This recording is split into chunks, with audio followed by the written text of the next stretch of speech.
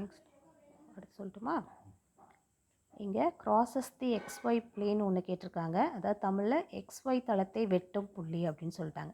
அப்போ crosses தி XY plane அப்படின்னா z equal to 0. அப்போ என்ன பண்ணுவோம்?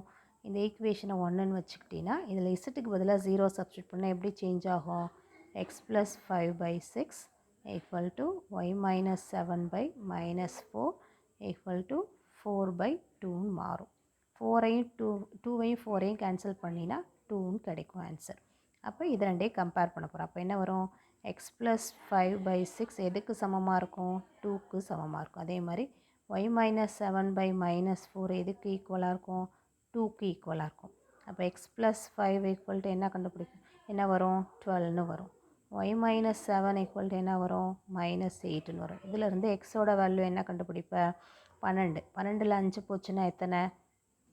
7. அதே மாதிரி y equal to என்ன பண்ணிப்ப? minus 8 இந்த சைடு வந்தால் plus 7 மாறும், minus 1ன்னு மாறும். z equal to என்ன ஆல்ரெடி 0ன்னு எடுத்துருக்கோம். அப்போ பாயிண்ட்ஸ் எப்படி இருக்கும்? 7, minus 1, 0. இதுதான் XY தளத்தை வெட்டும் புள்ளி. இல்லைனா find the point parallel to the straight line crosses the XY plane. இதுதான் அதோட பாயிண்ட்ஸ். Thank you students.